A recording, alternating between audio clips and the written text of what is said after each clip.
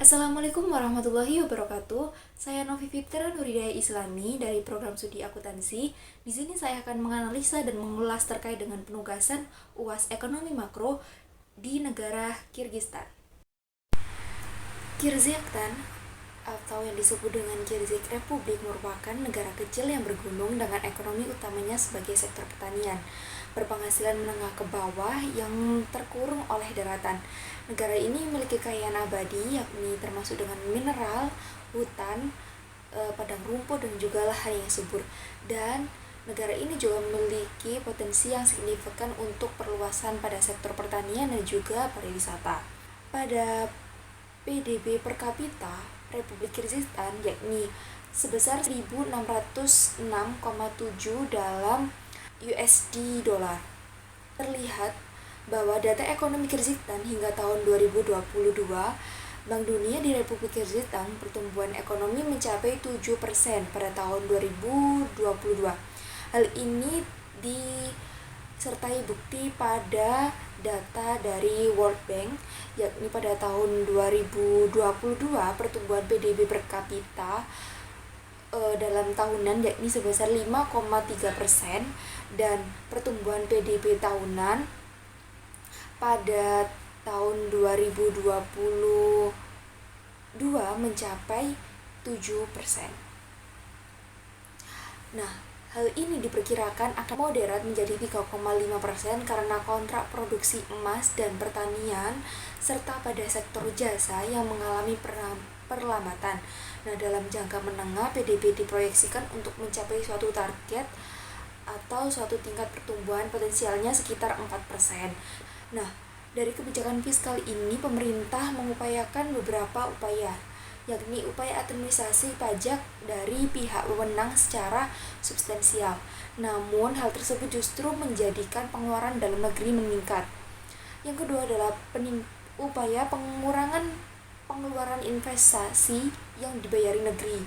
Nah, hal ini juga merugikan negara karena upaya ini tidak pengaruh, malah menjadikan kenaikan upah dan pensiun yang tinggi.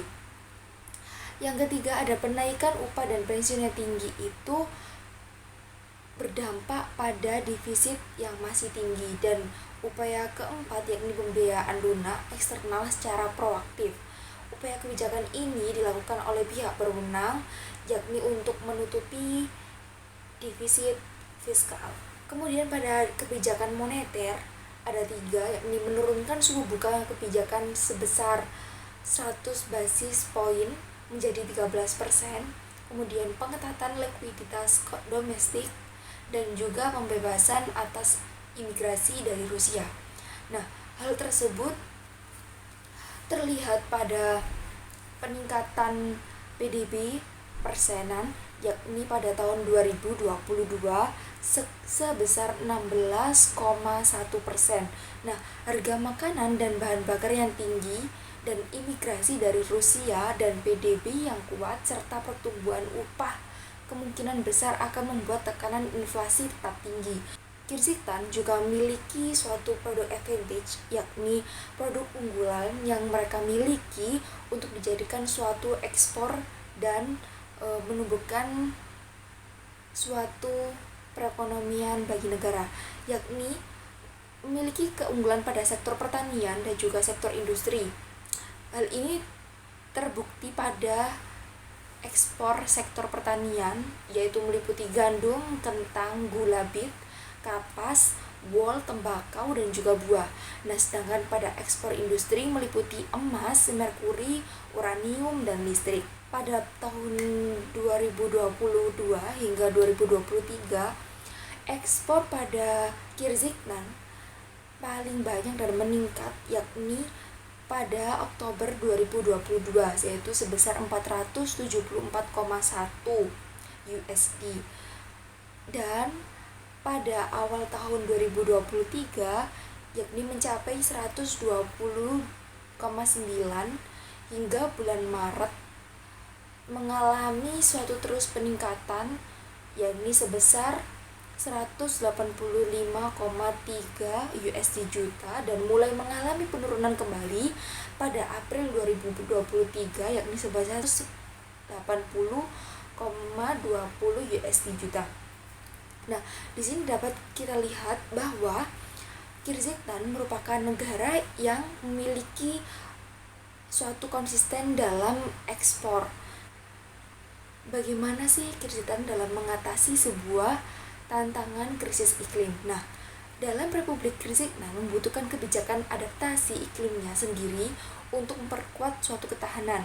Hal ini memerlukan penciptaan ruang fiskal untuk belanja publik, tambahan untuk investasi hijau, perawatan kesehatan, pelatihan dan pendidikan, kemudian jaringan pengaman sosial. Nah, meskipun jejak karbonnya rendah, negara ini tuh harus berkontribusi pada upaya mitigasi global dengan mengurangi polusi udara, tanah, dan air, dan memperluas energi terbarukan. Nah, perlu diketahui bahwa Kyrgyzstan ini merupakan negara penghasil listrik. Hal tersebut dapat menarik perhatian suatu investasi swasta untuk melakukan pembangkit listrik di dalam negara ini. Pada SDG Prioritas 2030, rencana strategis yang didasarkan pada komitmen berkelanjutan untuk memberantas kemiskinan dapat 5 elemen yang akan mendukung SDGs negara Kyrgyzstan pada tahun 2030. Nah, yang pertama, pertumbuhan ekonomi yang berkelanjutan dan inklusif, pengembangan industri, pedesaan dan pertanian, serta ketahanan pangan dan gizi. Poin kedua yakni good governance, supremasi hukum, hak asasi manusia dan kesetaraan gender.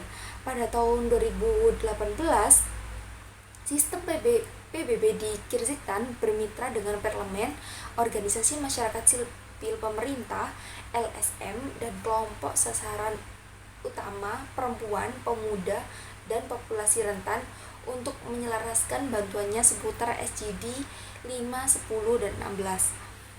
Pada poin ketiga yakni terkait dengan lingkungan, perubahan iklim, dan manajemen resiko berencana. Program pemerintah 2018 hingga 2022 menekankan pada lingkungan dan penerapan prinsip ekonomi hijau, sosial, kesehatan, dan pendidikan. Perubahan sistem yang menghasilkan hasil yang nyata pada tingkat modal manusia, yaitu anak, remaja, ibu, dan keluarga, telah menghasilkan fokus utama PBB pada tahun 2022.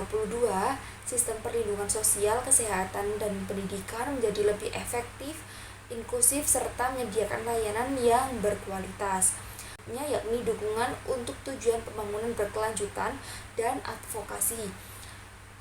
Nah, mendukung pemerintah Kyrgyzstan dan melakukan mainstream acceleration dan policy support untuk memberikan dukungan integrasi dalam mengidentifikasi kemacetan dan menghambat kemajuan pembangunan, dan merekomendasikan suatu akselerator yang akan menciptakan banyak sinergi yang diharapkan dapat memajukan implementasi agenda 2030 di negara tersebut.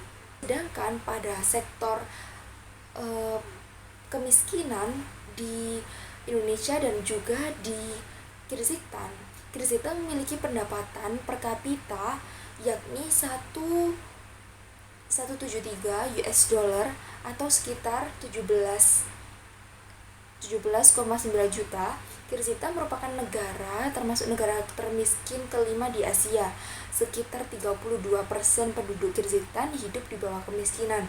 Nah, penyebab terbesar kemiskinan ini terjadi karena ketergantungan penduduk tersebut terhadap suatu sektor pertanian. Akhirnya, pada masyarakatnya tidak memiliki dan tidak berusaha untuk melakukan suatu hal lain dan hanya bergantung pada sektor pertanian itu. Nah, kesenjangan pengetahuan dan juga sumber daya di antara penduduknya juga mempengaruhi dari pendapatan per kapita ini, dan pendidikan yang cukup rendah dan juga sumber daya manusia yang cukup rendah di Kyrgyzstan dapat mempengaruhi pendapatan suatu negara. Selain itu, banyak di daerah Kyrgyzstan tidak memiliki layanan perbankan dan juga keuangan yang memadai, yang menghalangi orang untuk berinvestasi sehingga memperhambat pertumbuhan ekonomi. Berbeda dengan Indonesia yang sudah memiliki suatu layanan perbankan yang cukup memadai untuk negara-negara lain berinvestasi kepada negara kita.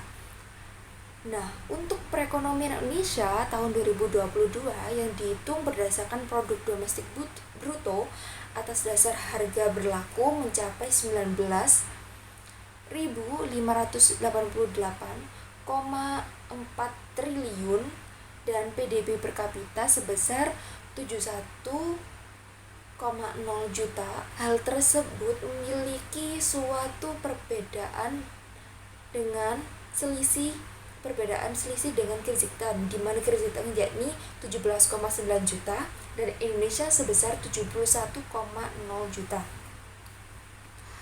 Hal tersebut memberikan kesimpulan bahwa Indonesia jauh lebih baik daripada Kyrgyzstan dalam sektor ekonomi, dalam sektor kemiskinan, maupun dalam sektor pendidikan.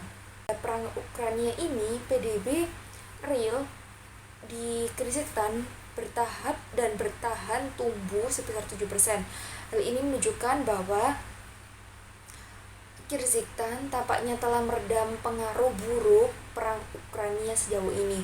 Nah, inflasi meningkat menjadi 15,4% di bulan Oktober, terutama karena harga pangan dan bakar global yang tinggi, tetapi inflasi inti juga naik hingga 2 digit dalam 9 bulan pertama di tahun 2022. Nah, kebijakan yang harusnya dilakukan oleh Kyrgyzstan yakni menjaga utang publik di bawah 60% dari PDB dalam jangka menengah dan menguranginya lebih lanjut setelahnya. Kemudian lebih banyak pendapatan dapat dimobilisasi dengan mengurangi pembebasan pajak, memperkuat perpajakan e-commerce, menyesuaikan pajak khusus inflasi, menaikkan cukai, tembakau dan minyak bumi, serta terus meningkatkan administrasi pajak melalui e-filing. Bahan bakar global yang tinggi, tetapi inflasi inti juga naik hingga 2 digit dalam 9 bulan pertama di tahun 2022. Nah, impor meningkat hampir 80%, sebagian karena harga minyak yang lebih tinggi, tetapi juga karena peningkatan perdagangan transit, sementara ekspor emas dapat diabaikan karena sebagian besar produksi emas dalam negeri dibeli oleh NBKR. Nah, selanjutnya karena tambang emas sekarang dimiliki sepenuhnya oleh negara, nah itu harus mematuhi rezim pajak yang sama seperti tambang emas lainnya, yakni dengan menyediakan sumber daya fiskal yang sangat dibutuhkan.